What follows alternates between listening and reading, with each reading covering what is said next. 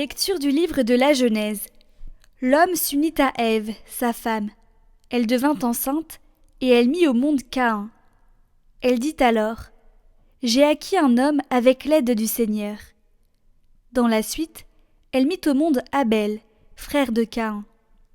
Abel devint berger, et Caïn cultivait la terre.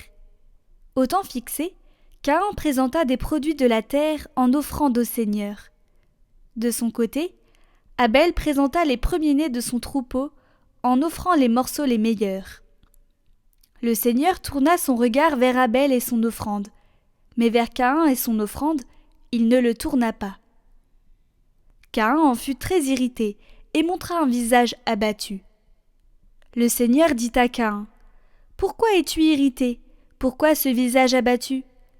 Si tu agis bien, ne relèveras-tu pas ton visage ? Mais si tu n'agis pas bien, le péché est accroupi à ta porte, il est à l'affût, mais tu dois le dominer. Caïn dit à son frère Abel : Sortons dans les champs. Et quand ils furent dans la campagne, Caïn se jeta sur son frère Abel et le tua. Le Seigneur dit à Caïn : Où est ton frère Abel ?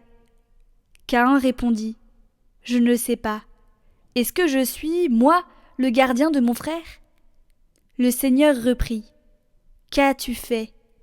La voix du sang de ton frère crie de la terre vers moi.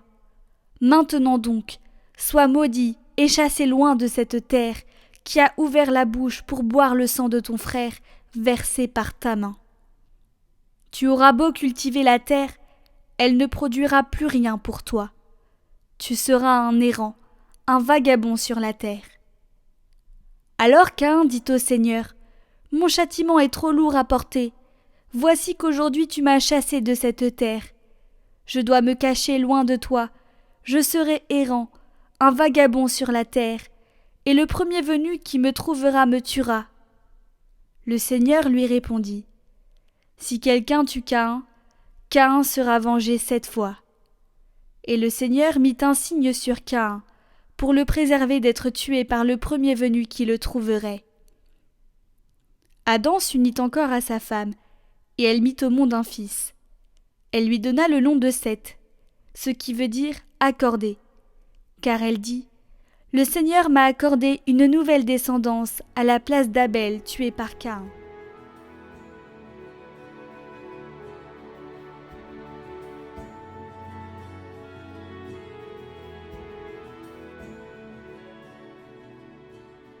Offre à Dieu le sacrifice d'action de grâce. Le Dieu des dieux, le Seigneur, parle et convoque la terre, du soleil levant jusqu'au soleil couchant. Assemblez devant moi mes fidèles. Écoute mon peuple, je parle. Moi, Dieu, je suis ton Dieu. Je ne t'accuse pas pour tes sacrifices. Tes holocaustes sont toujours devant moi. Qu'as-tu à réciter mes lois, à garder mon alliance à la bouche, toi qui n'aimes pas les reproches et rejettes loin de toi mes paroles? Tu t'assieds, tu diffames ton frère, tu flétris le fils de ta mère. Voilà ce que tu fais. Garderai-je le silence ? Penses-tu que je suis comme toi ?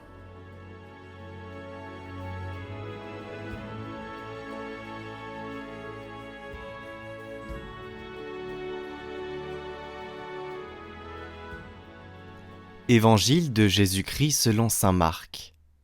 En ce temps-là, les pharisiens survinrent et se mirent à discuter avec Jésus, pour le mettre à l'épreuve. Ils cherchaient à obtenir de lui un signe venant du ciel. Jésus soupira au plus profond de lui-même et dit : Pourquoi cette génération cherche-t-elle un signe ? Amen, je vous le déclare, aucun signe ne sera donné à cette génération. Puis il les quitta, remonta en barque, et il partit vers l'autre rive.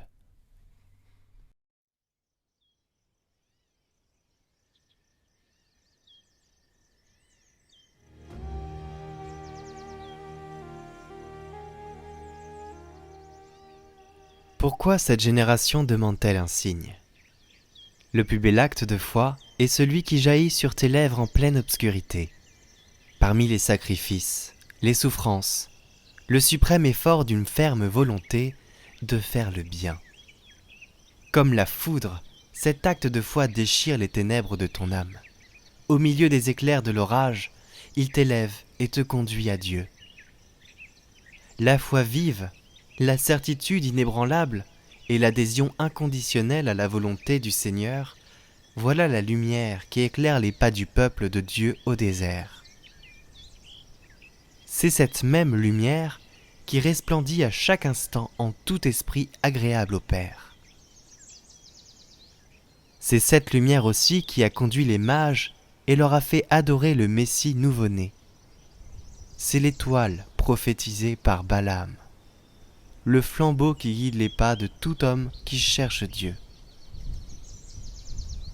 Or, cette lumière, cette étoile, ce flambeau, sont également ce qui illumine ton âme, ce qui dirige tes pas pour t'empêcher de chanceler, ce qui fortifie ton esprit dans l'amour de Dieu.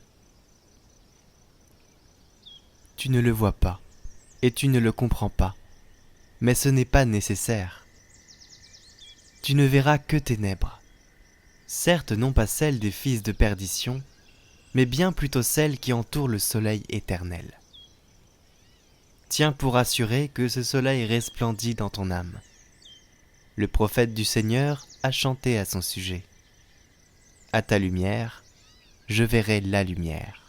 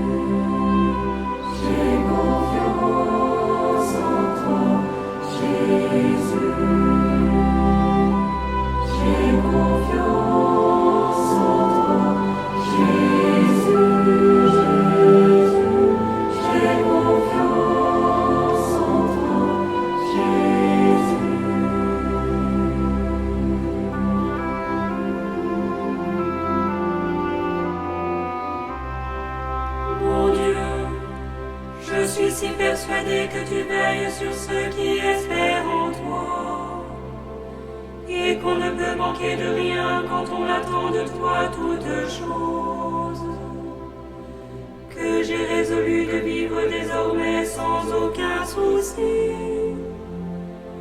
et de me décharger sur toi de